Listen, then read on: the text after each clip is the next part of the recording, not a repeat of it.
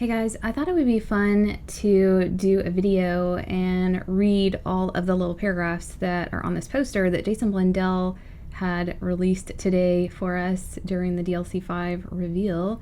And this is the poster here, and I'm just going to be reading that center section right there, and if this goes well, then I'll do more videos and read the rest of the poster. But let's get started. I have not read any of it yet. So the first one is in the center, and it says, "In the beginning, there was only the ether and the keepers. Among them were two beings who would be later known by many names. One would be known as Dr. Monty, and the other the Shadow Man." So that's cool. There, obviously, we kind of already knew that. We know that the Shadow Man corrupts and turns into an apothecon. So it says, September 3rd, 5 AD, knowing the planet has the gateway to Agartha, the apothecons send meteors of element 115 to Earth.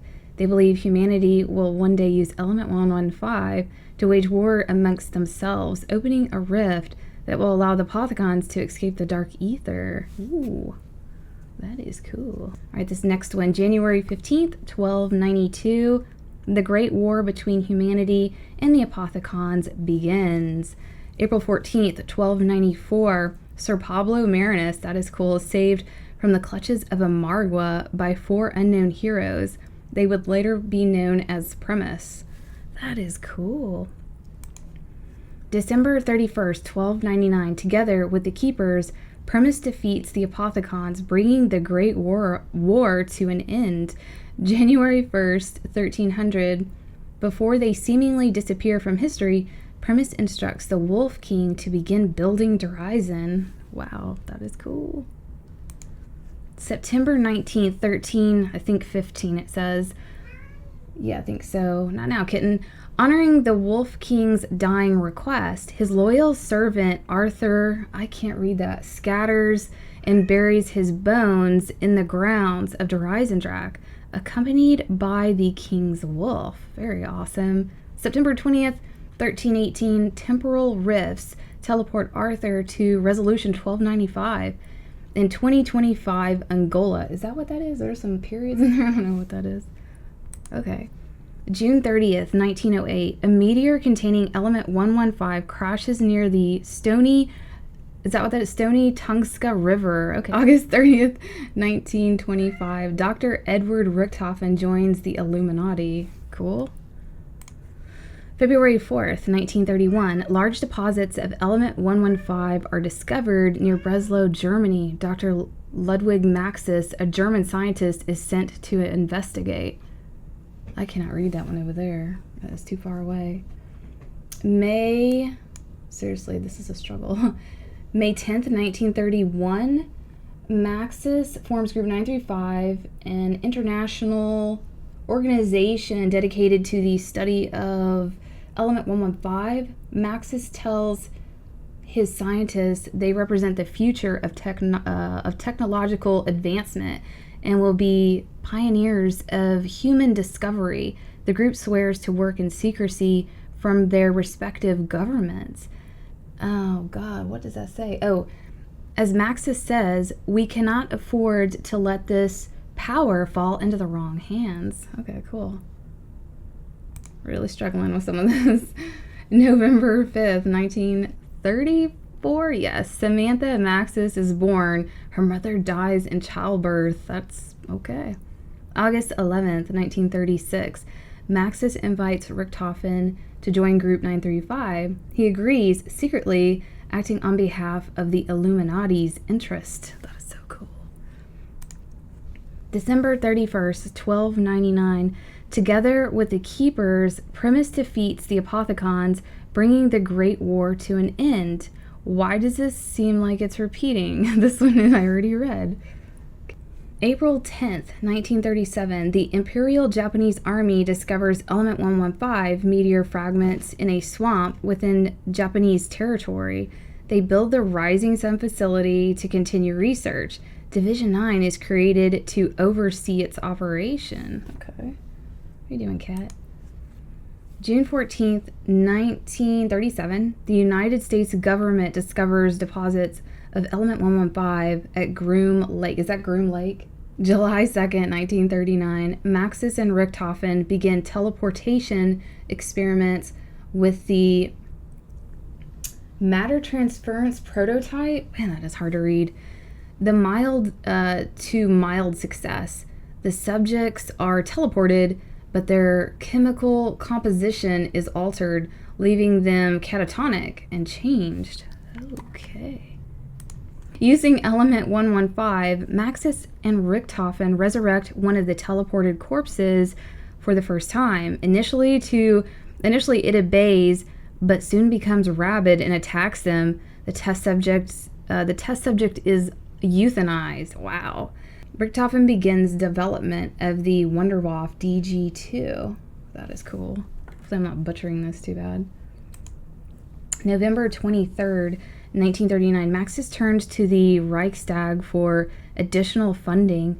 Germany agrees to the request, expressing interest in their weapons research, teleportation technology, and the reanimated undead subject. Now, there's a lot of crap right there. It's hard to see that.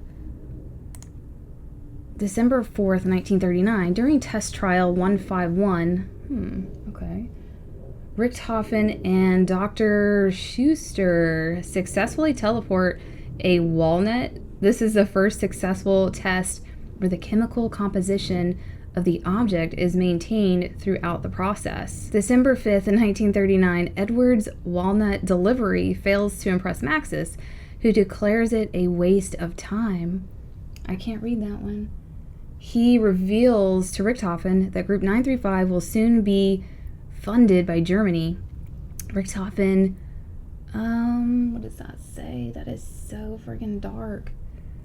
Context clues. Richthofen, no kidding, that's not what it says. Richthofen, something this worries this will lead to massive, that is tough. Kidding, you're stressing me out. Richthofen worries this will lead to massive defections. He and Schuster decide to continue their teleportation experiments behind Maxis's back. I'm sorry, guys, this is not easy to read. I cannot even see it. January 4th, 1940, Richthofen and Schuster conduct their first human teleportation test. I think that's human. Richthofen is so confident in its success, he volunteers himself.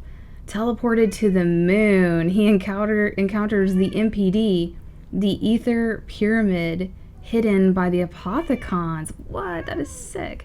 While inspecting the device, Richthofen is electrocuted and begins kidding, this is important, stop. Hearing the many voices of corruption, including that of the Shadow Man. The device then teleports him to Shangri-La.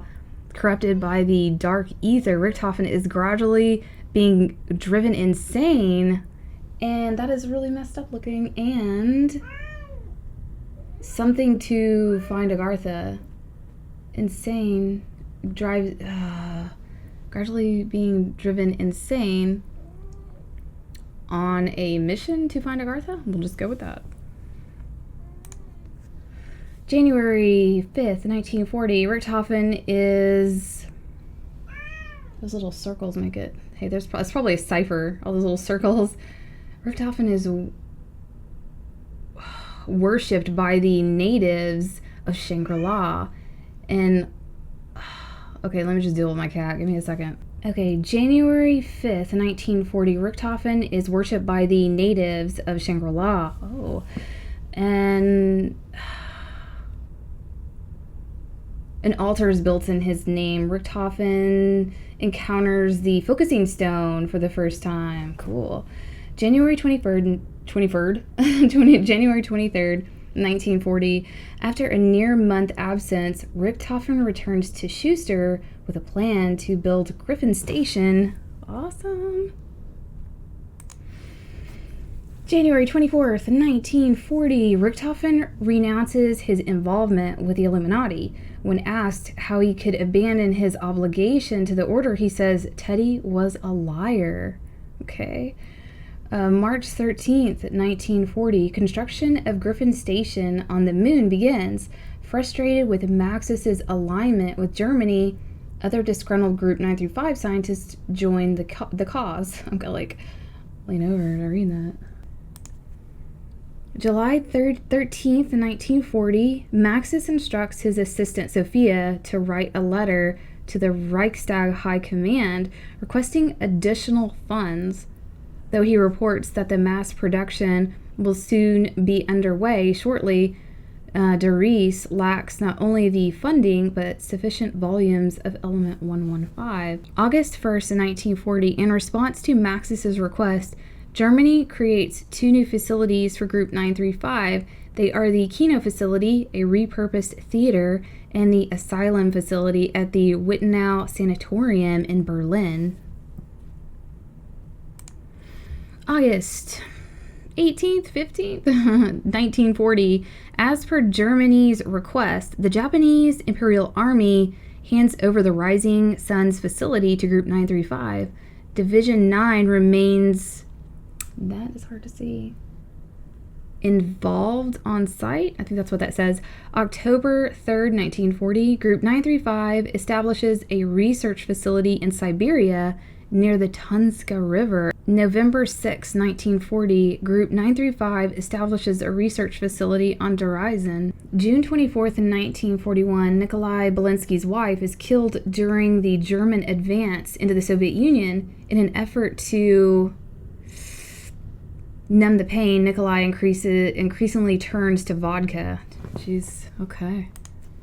January 11th, 1942, Maxis gives Fluffy to Samantha. The dog is expecting a litter. January 20th, 1942, Maxis tests the first file for storage on the data servant. Oh, that does say servant, right? Yeah.